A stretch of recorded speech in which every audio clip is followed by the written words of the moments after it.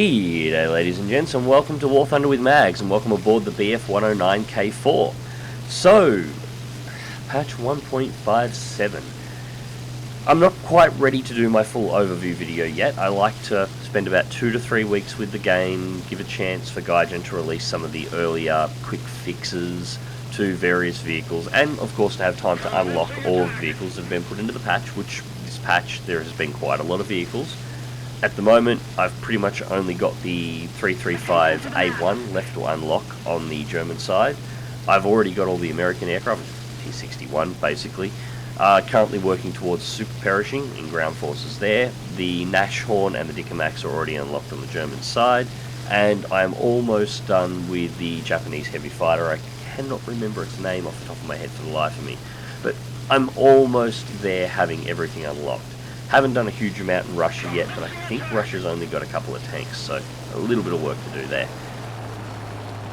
Now, what I want to do is try and get everything in the game unlocked before I do my 1.57 overview, so I can have a look at everything. But the main thing I wanted to talk about during this particular battle was the aircraft that I've encountered so far, because I am getting spammed a huge amount of questions on these aircraft. When will we see these aircraft covered?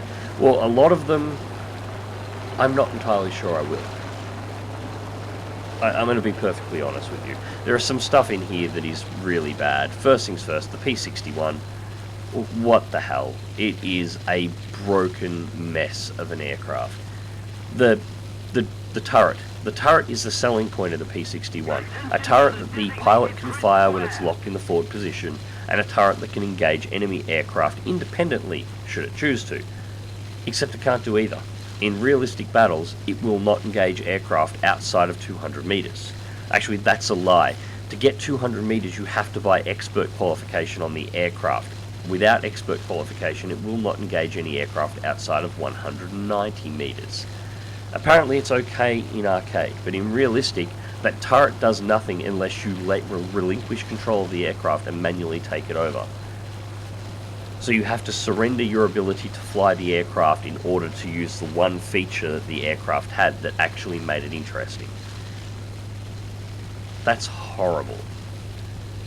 Now, in this particular match, do not ask me why. This was I know why. They were vulturing for kills. They were looking for low-flying 335s. The enemy team's fighters all basically came in on the deck because half the enemy team was bombers, and they all came around the back of the runway, and it turned into a slaughter. I drop in on these two to clean up. I try and save the ME-410. Unfortunately, I was nowhere near fast enough to do so, but at least I gave it a shot. I did, however, forget on exactly how to lead the machine cannon 108, so my shots here are not particularly brilliant. It's been a long time since I've used this particular weapon. I basically haven't really used anything beyond MG151s in some time in Germany. I avoid the big 30mm cannons outside of the 103. Now, why the P-61 has turned out to be an abysmal failure, and what I thought was going to be my biggest disappointment of patch 1.57, the DOE 335 has actually turned out to be quite surprising. Now, I made a video on this before patch 1.57 came out. I went through the capabilities of the aircraft in real life and said, look, it's just not going to be very good. It's not going to climb particularly fast. It was known to have some maneuverability, but that was questionable. It was a high altitude interceptor designed to shoot down bombers, and it's probably not going to perform particularly well in War Thunder, outside of maybe turning those massive machine cannon 103s against enemy tanks, flying it much like the ME-410 B6R3. And that's exactly how most people are flying it, and it's actually pretty good in that area. However, actually playing around with the aircraft itself, once I've got it fully upgraded, I think I might actually be able to make a decent fighter out of it. It's going to take a lot of setting up, and it's never going to be particularly amazing at what it does, but I think I could almost make it work. It will require all the upgrades on the aircraft, I think, to get it working, and at the moment there is a funny rudder wobble that seems to also include a slight elevator wobble as well. It's really strange in how the plane flies. If that is corrected, I'm pretty sure it's an instructor issue. The instructor's just not translating mouse movements accurately. If that is corrected, I think you'll almost be able to turn the Doe A0 into a competent fighter. Maybe not a great fighter, but a competent one. And I might be able to do some good videos on that. So that's been a pleasant surprise. And then the real disappointment of the patch came in, the TA-152C. This is a plane that I actually got a little bit on the hype train for. I saw this thing was coming out for TA-152. Okay, it's not the greatest plane, it's not the greatest representation of the real TA-152, the one we have in, but it's competent enough. Then give it that much firepower and shorten the wing so it should have a higher roll rate. This thing is going to be fantastic. Wasn't I wrong? 1,820 feet a minute climb rate on the stat card. I tested it. That is its actual climb rate in stock format. Fully upgraded, as I understand it, it can only hit the stock climb rate of the Doe 335. Its climb rate is awful.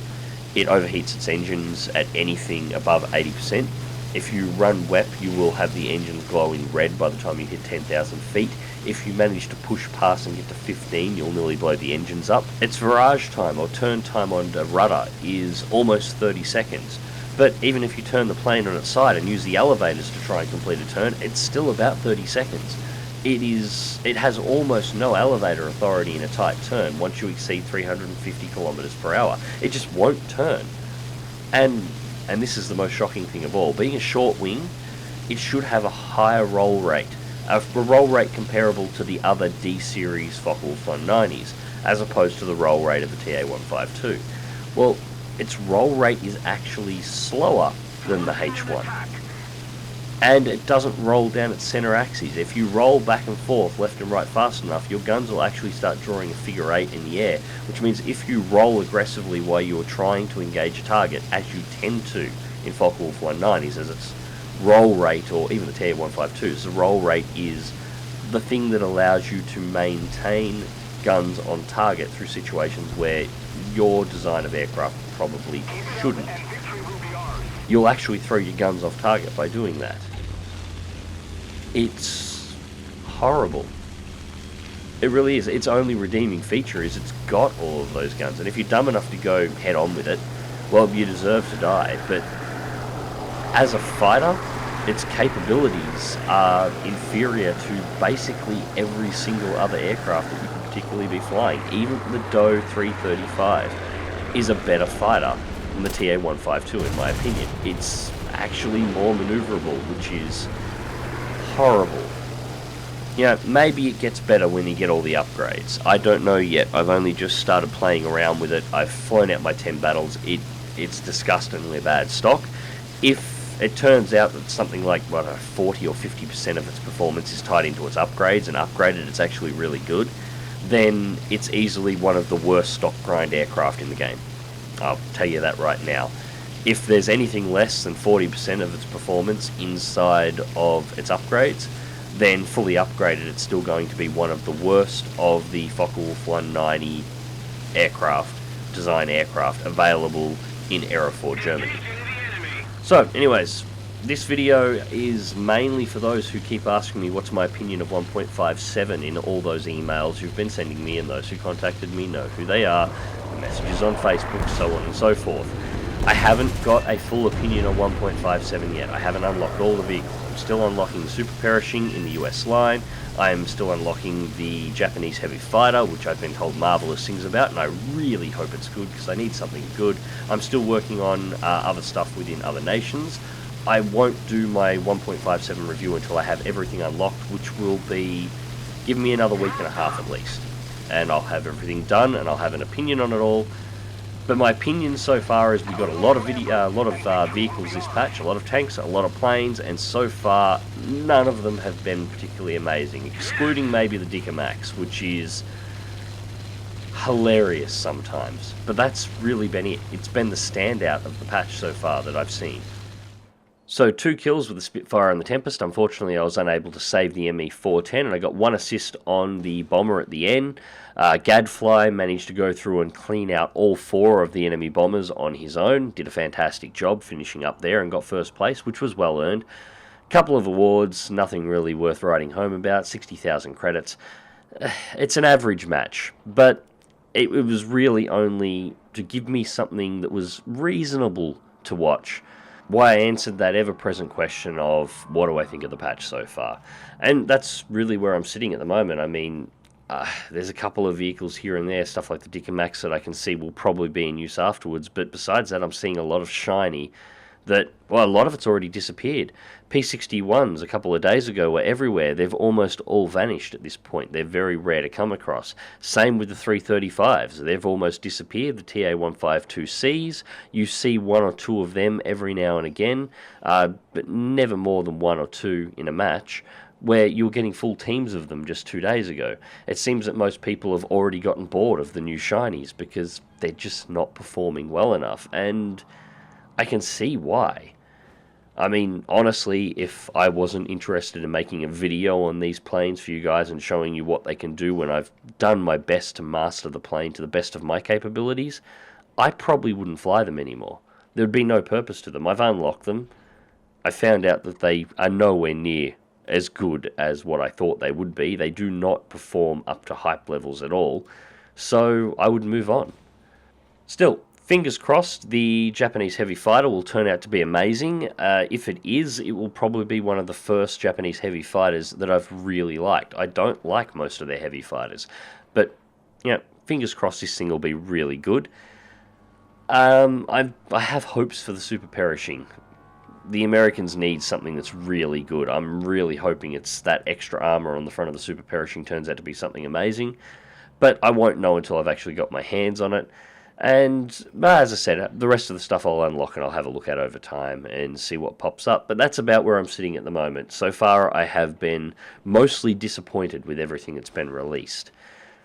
So, I would have put all this in last week's The Rundown Under, except as I'm sure you noticed, I didn't end up making it. This was because I could barely talk, as you can hear in my voice. I'm not much better now. It's still a work in progress getting this throat all fixed up. But there you go, question has been answered. Come back in a week and a half and I will have a full review of patch 1.57 and my opinions on it. Thank you very much for watching. Until next time, click like if you do, subscribe if you want to see more, fly smart, fly safe, and I'll catch you in the skies.